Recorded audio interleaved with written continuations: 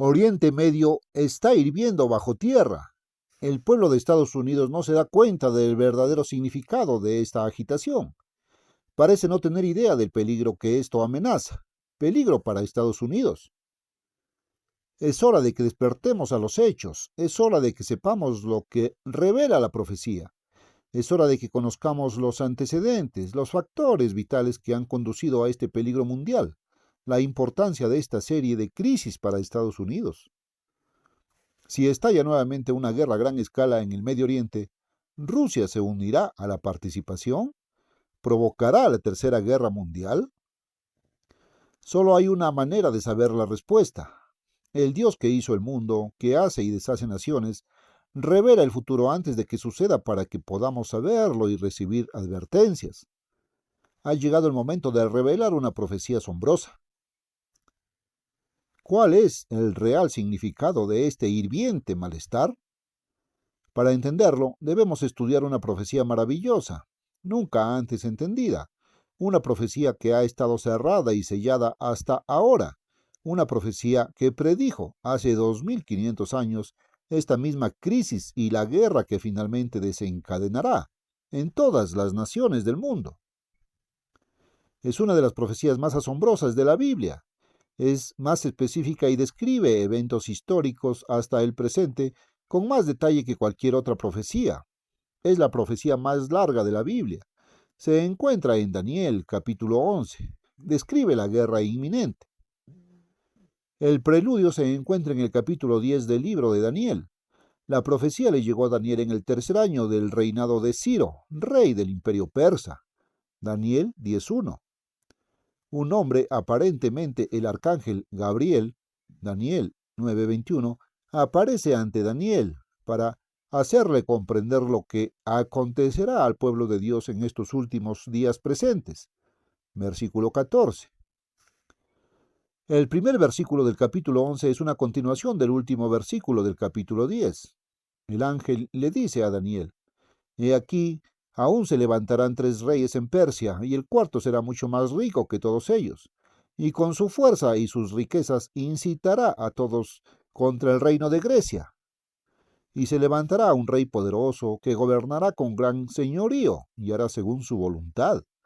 Daniel 11, 2, 3. En realidad hubo 12 reyes más en el imperio persa, pero solo los primeros 4 que siguieron a Ciro fueron importantes para el propósito de esta profecía. Eran Cambises, el Pseudo, Esmerdis, Darío y Jerjes. Fue el último, o Jerjes, quien fue el más rico de todos y provocó la guerra con Grecia. Entonces el rey Filipo de Macedonia planeó una gran guerra para conquistar el imperio persa, con un ejército formado en su mayoría por griegos. Murió antes de que se completaran los planes, pero su hijo Alejandro Magno se hizo cargo de sus planes e invadió Persia. Se enfrentó al ejército persa en la batalla de Isús, 333 a.C., Daniel 8:2 y del 5 al 6. Luego se adentró en Egipto y luego sufrió una aplastante derrota final del imperio persa en la batalla de Arbella, en el año 331 a.C., tras lo cual Alejandro marchó en una conquista directa hasta la India, arrasando con todo lo que tenía ante sí. Note ahora el versículo 4 de la profecía. Y cuando él se levante, su reino será quebrantado y será dividido hacia los 4 vientos del cielo, y no para su posteridad, ni según el dominio que él ejerció, porque su reino será arrancado, incluso para otros además de aquellos. Cuán maravillosamente y con qué precisión sucedió eso. Citamos de un manual de historia antigua, serie de estudiantes, de Rowilson, una de las historias autorizadas. Cortado inesperadamente en el vigor de la temprana edad adulta, el 33º año de su edad, junio 323 a.C., él, Alejandro, no dejó heredero ni de su poder ni de sus proyectos. Página 237. El imperio quedó sin líder y en confusión. pero de esto surgieron, hacia el año 331 a.C., 4 divisiones, tal como lo profetizaron mediante una división del imperio en 4 divisiones por los generales de Alejandro. Ellos eran: 1. Ptolomeo, Soter, que gobernaba Egipto, parte de Siria y Judea. 2. Seleuco, Nicator, que gobierna Siria, Babilonia y el territorio al este de la India. 3. Lisímaco, gobernante de Asia Menor. 4. Casandro, gobernando Grecia y Macedonia. Así se cumplió al pie de la letra la profecía del versículo 4. Ahora observe lo que sigue. De aquí, la profecía predice las actividades solo de 2 de estos 4 divisiones. Egipto, llamado rey del sur, porque está al sur de Jerusalén, y el reino sirio, el rey del norte, justo al norte de Judea. Debido a que Tierra Santa iba y venía entre esas 2 divisiones, y a que sus diferentes guerras fueron principalmente por la posesión de Judea, la profecía se refiere a ellas. Aquí está el versículo 5.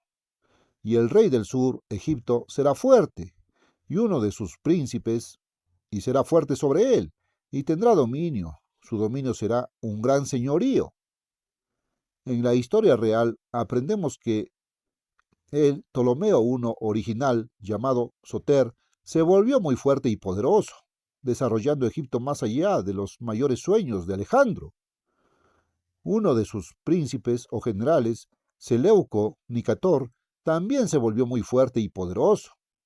Y en el año 312 a.C., aprovechando que Ptolomeo estaba envuelto en una guerra, se estableció en Siria y asumió la diadema como rey.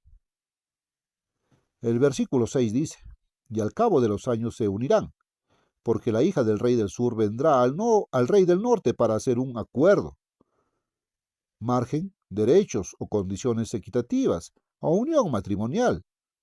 Pero ella no retendrá el poder del brazo, ni él estará firme, ni su brazo, sino que ella será abandonada, y los que la trajeron, y el que la engendró, y el que la fortaleció en estos tiempos. Al cabo de 50 años, esto ocurrió exactamente como se describe.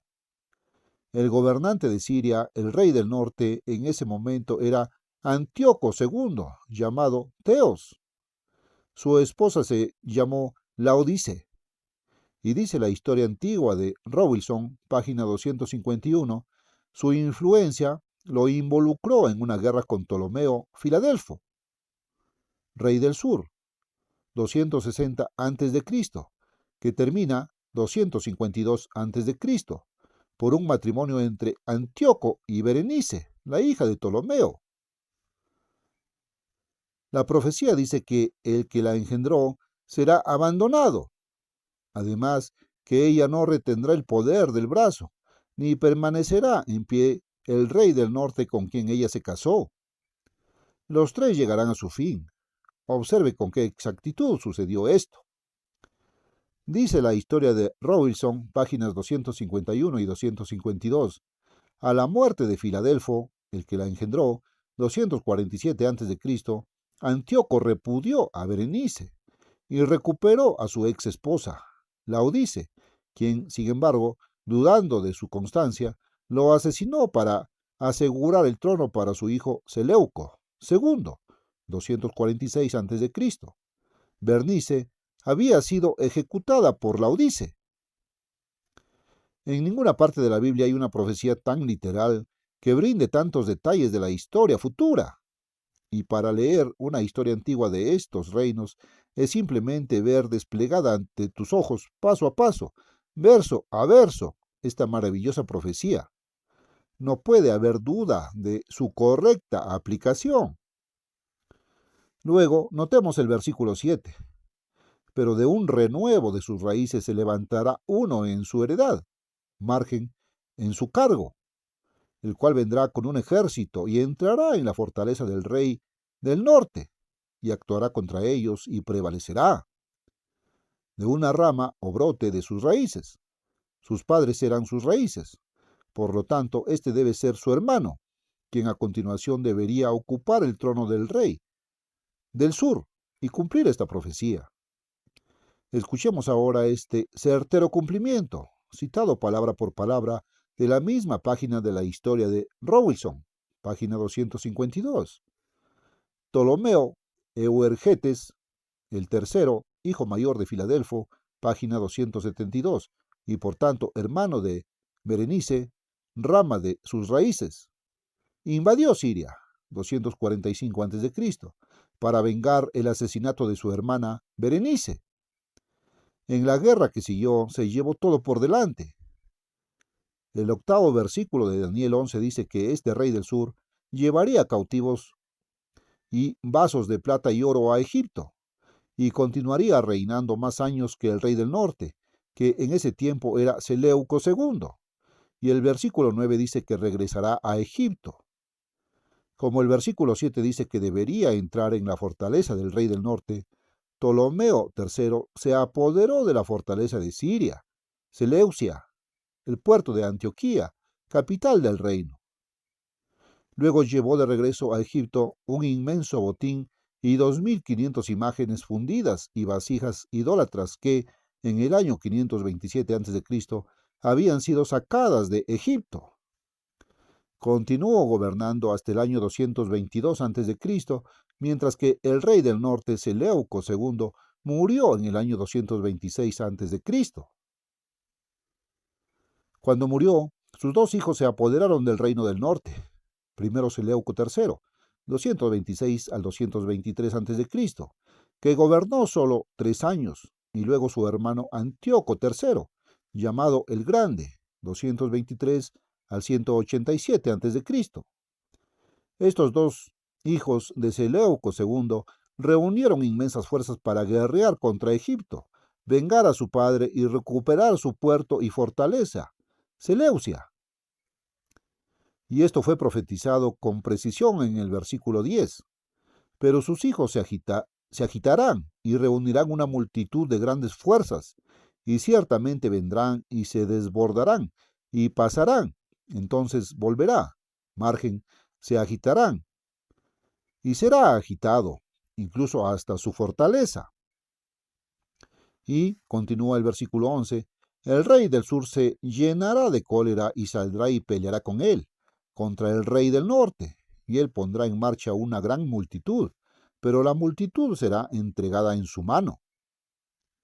En cumplimiento de la última parte del versículo 10, Antíoco el Grande, después de 27 años, recuperó su fortaleza Seleucia y también conquistó el territorio de Siria, hasta Gaza, incluyendo Judea.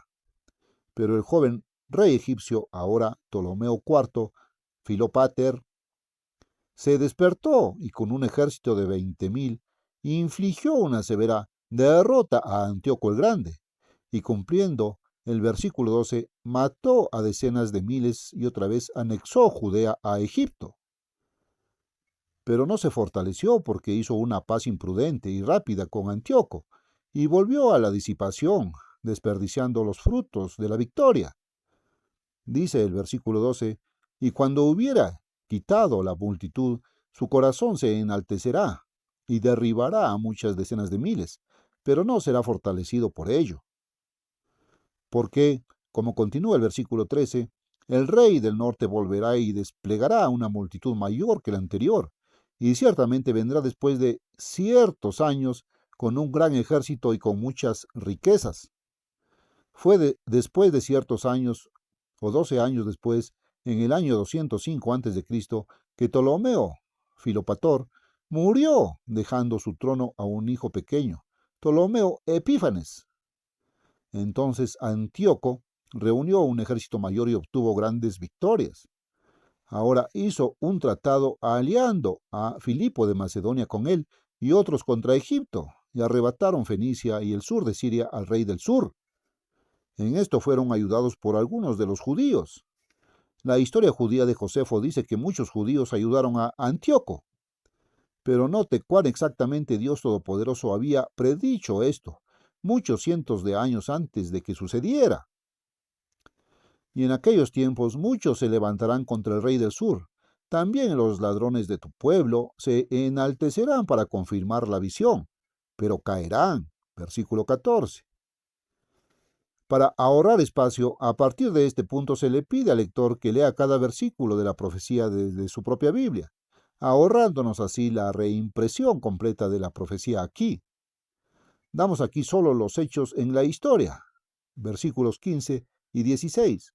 La tierra gloriosa, por supuesto, se refiere a Judea, la tierra santa. Antíoco el Grande sitió y tomó Sidón de Egipto, arruinó los intereses de Egipto en Judea en la batalla del monte Panium en 198 a.C., y luego Antíoco tomó posesión de Judea. Versículo 17. Los rectos, ver margen, en hebreo significa condiciones iguales o matrimonio, pero la persona con la que se casa no estará de su lado. En 198 a.C., Antíoco arregló un matrimonio entre su hija, Cleopatra, no la Cleopatra del 31 a.C. en Egipto, y el joven Ptolomeo Epífanes, rey del sur, con el cual esperaba sutilmente obtener la posesión completa de Egipto. Pero el plan fracasó. Dice Rowilson, página 254, Coele, Siria y Palestina prometieron como dote, pero no cumplieron. Cleopatra no estaba realmente del lado de Antíoco, porque era solo un truco para apoderarse de Egipto. Pero el plan fracasó. Versículo 18. Y entonces Antíoco dirigió su atención en otra dirección y trató de conquistar, del 197 al 196 a.C., las islas y costas de Asia Menor, pero el general romano Lucio Cornelio Escipión, asiático, lo derrotó por completo en la batalla de Magnesia, 190 a.C. Versículo 19. Antíoco luego dirigió su atención a las fortalezas de su propia tierra, en el este y el oeste. Pero al intentar recuperar su riqueza disipada mediante el botín del templo oriental de Belus en Elimáis, fue asesinado en el año 187 a.C. Versículo 20. Seleuco Filapator IV, 187 al 176, su hijo, en un esfuerzo para conseguir dinero, envió a un recaudador de impuestos, Heliodoro, a través de Judea, pero reinó solo 11 años, cuando Heliodoro lo envenenó. Versículo 21. No dejó heredero, pero su hermano, un hijo menor de Antíoco el Grande, llamado Epífanes, Antíoco IV, un réprobo despreciable, llegó por sorpresa y mediante halagos se apoderó del reino. En su ayuda acudió su asistente, Eumenes. La historia de Rowilson, página 255, dice: Antíoco Epífanes, ayudado por Eumenes, expulsa a Heliodoro y obtiene el trono, 176 a.C. Asombra a sus súbditos con una afectación de modales romanos y una profusión bondadosa, adulación. El versículo 22. El príncipe del pacto no se refiere a Cristo. Este fue el intento de Antíoco de reemplazar al sumo sacerdote judío por otro que estuviera subordinado a él. Versículos 23 y 24. Aunque al principio solo unos pocos estaban con él, a través de esta manera romana, mediante el engaño y la adulación, llegó al poder y prosperó. También invadió Galilea y el Bajo Egipto. Sus padres, los antiguos reyes de Siria, habían favorecido a los judíos, pero según la historia de Rowilson, página 255, fueron llevados a la desesperación por el loco proyecto de este obstinado monarca. Versículo 25. La historia de Rowilson, páginas 255-256, dice: amenazados con la guerra por los ministros de Ptolomeo Filometor, ahora rey del sur, quienes reclaman Celesiria y Palestina como dote de Cleopatra, la difunta reina madre, Antíoco marcha contra Egipto, 171 a.C., páginas 276 y 278. Pero su sobrino, Ptolomeo Filometor, rey del sur, lo recibió con otro inmenso ejército. Pero el rey egipcio fue derrotado por la traición de sus propios oficiales y Antíoco lo burló. Versículos 26 y 27. La historia de Robinson, página 278, dice: después de su victoria en Pelusium, Antíoco avanzó a Menfis y, habiendo obtenido posesión de la persona del joven rey Ptolomeo Filometor, rey del sur, trató de usarlo como herramienta para efectuar la reducción total del país. En el año 174 a.C., el tío del rey del sur se sentó en un banquete. Antíoco pretendió aliarse con el joven Ptolomeo contra su hermano, Euergetes II, pero cada uno intentaba engañar al otro. Versículo 28. 168 a.C., al regresar de Egipto con un gran botín, Antíoco se enfrentó a los judíos, masacró a muchos y luego regresó a Antioquía con vasos de oro del templo de Jerusalén. Versículo 29. El mismo año invadió nuevamente Egipto, pero sin ningún éxito anterior, porque Filometor, rey del sur, recibió ayuda de Roma. Versículo 30. La flota romana vino contra Antíoco, y éste se vio obligado a rendirse a los términos de Popilio de la flota romana, retirarse de Egipto y restaurar Chipre a Egipto. Al regresar a través de Judea, dolido por la derrota, expresó su exasperación contra los judíos y extendió favores especiales a aquellos judíos que se apartaran de su religión. Versículo 31.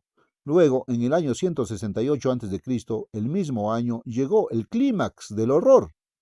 Antíoco envió tropas a Tierra Santa, quienes profanaron el templo y el santuario, y abolieron el sacrificio diario.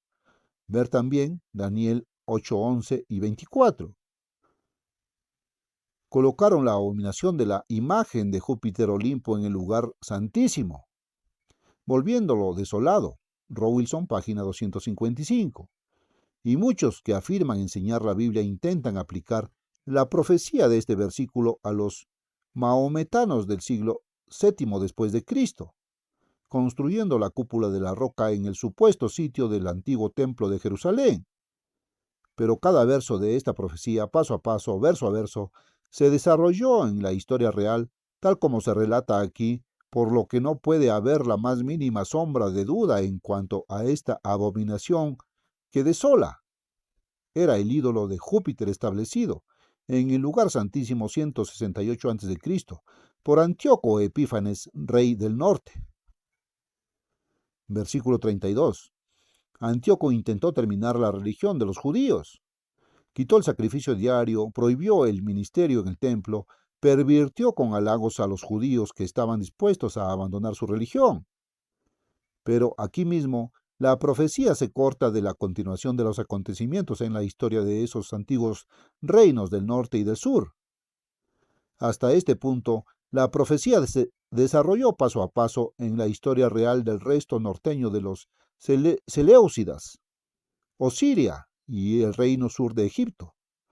Pero, dice la exposición de la Biblia, todos los detalles exactos parecen detenerse repentinamente con este versículo.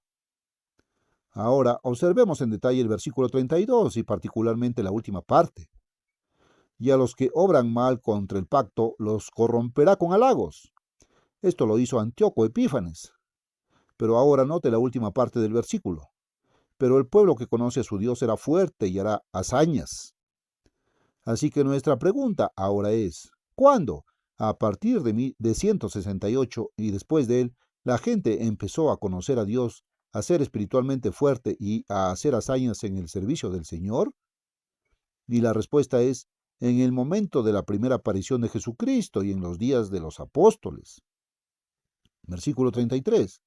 Y los que entienden entre el pueblo enseñarán a muchos, pero caerán a espada y a fuego, en cautiverio y despojo, muchos días. No hubo entendimiento real hasta que Jesús vino y los restauró. Jesús y los apóstoles instruyeron a muchos. El verdadero evangelio fue llevado a cada nación habitada, barriendo el mundo. Pero Jesús fue crucificado y la historia indica que todos los primeros apóstoles fueron martirizados, excepto Juan. Y esto continuó muchos días, incluso en la Edad Media, cuando entre 50 y 100 millones fueron martirizados por su fe. Versículo 34. Y cuando caigan, serán ayudados con un poco de ayuda, pero muchos se unirán a ellos con lisonjas. Y versículo 35. Algunos de los entendidos caerán para probarlos y limpiarlos y para emblanquecerlos, hasta el tiempo del fin, porque aún falta un tiempo señalado. Aquí se describe en general todo el curso del pueblo de Dios, desde los días de Cristo hasta el presente. Compárese con pasajes como Apocalipsis 12, 6, 11 y del 13 al 17. Y note que la visión continúa hasta este presente tiempo del fin. Versículo 36.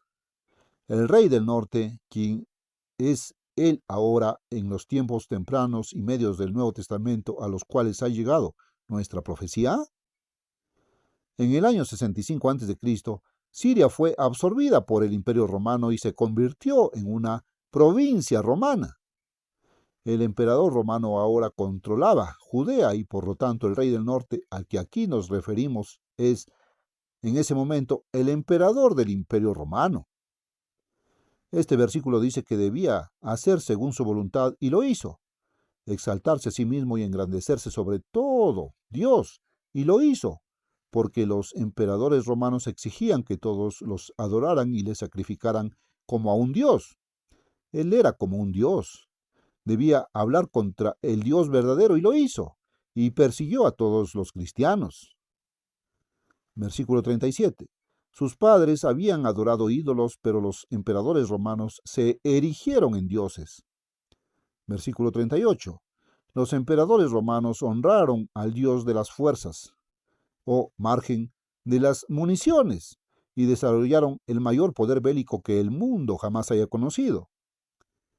Y honrará al Dios que sus padres no conocieron, con oro y plata y con piedras preciosas y cosas agradables.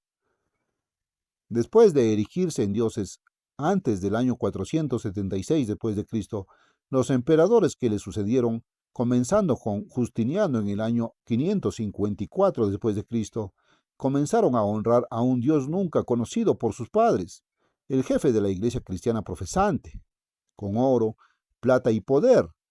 Compare esta profecía de Daniel con Apocalipsis 17, 4 y 5 y 18, 3 y 16. Versículo 39. Los emperadores reconocieron la supremacía de la jerarquía religiosa y aumentaron la iglesia con gloria material y la hicieron gobernar sobre muchos. Ahora llegamos al siglo actual. Versículo 40. Y en el tiempo del fin, el rey del sur lo empujará. ¿Quién es hoy el rey del sur?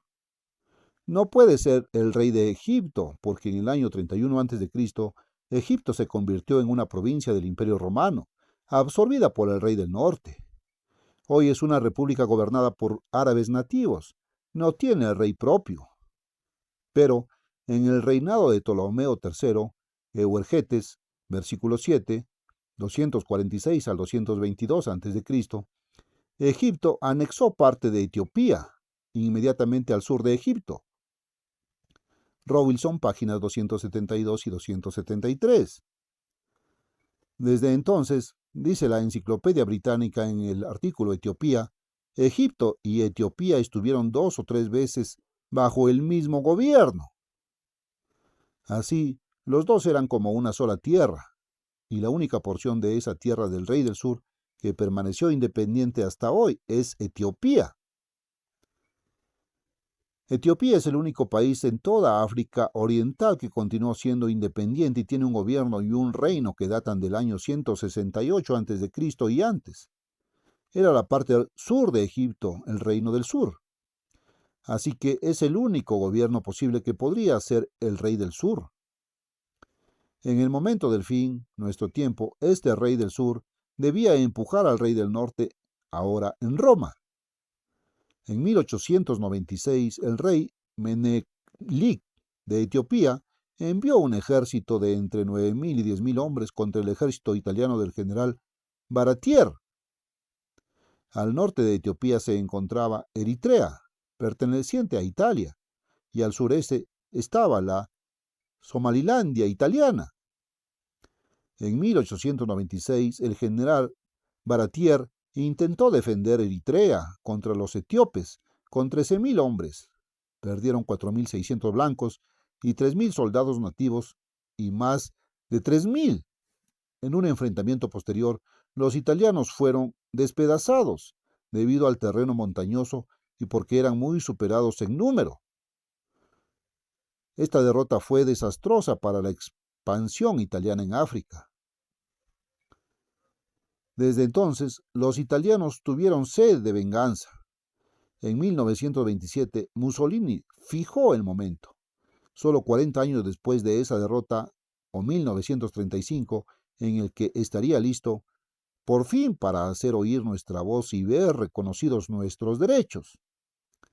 Llegó 1935. Ha llegado la hora. Mussolini atacó. Ahora note el versículo 40. Y el rey del norte vendrá contra él como un torbellino, con carros y gente de a caballo y con muchas naves, y entrará en las tierras e inundará y pasará. Un torbellino llega en el aire barriendo todo lo que tiene delante. Mussolini envió una gran fuerza aérea a África. También muchos carros modernos, camiones, tanques, etc. También muchos barcos cargados de soldados. Más de 100.000 navegaron hacia Etiopía. Y fíjense, las fuerzas de Mussolini debían pasar por arriba, en el aire.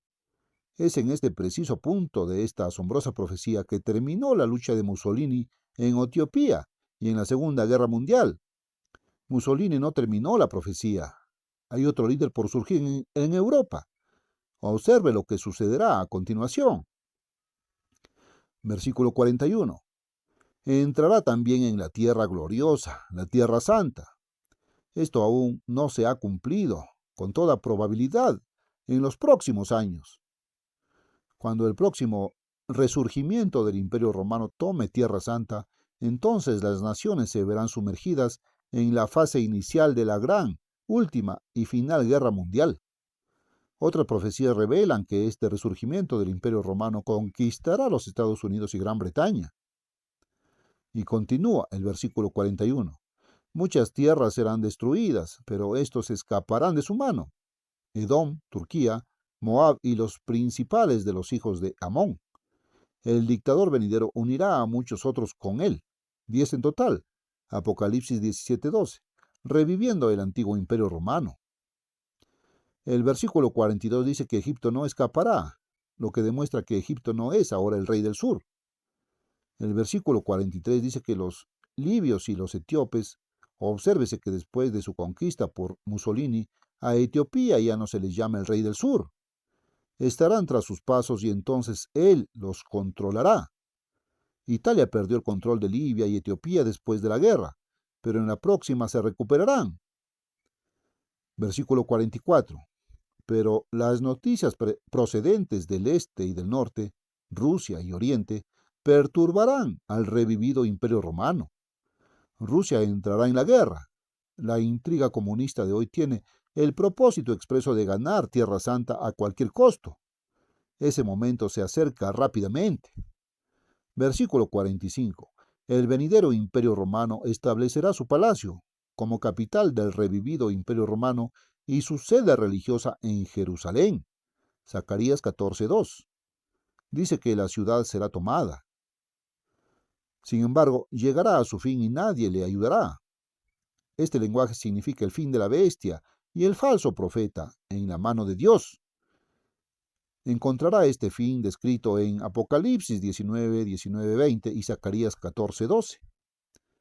Y ahora, ¿cuál es el tiempo de este fin al final de esta maravillosa profecía? El siguiente versículo, Daniel 12:1, dice: en el momento de la resurrección de los justos, la segunda venida de Jesucristo. Esta profecía comienza con los reinos de Siria y Egipto, poco después de la muerte de Alejandro Magno, hace 2300 años, pero termina en el momento de la resurrección y la segunda venida de Cristo. Es tan sencillo que no cabe duda de su correcta aplicación. ¿Estás listo para este evento? Ahora está cerca, también en las puertas. Ahora es el momento de prepararse, porque Jesús dijo, estén preparados también vosotros, arrepiéntanse, crean, oren.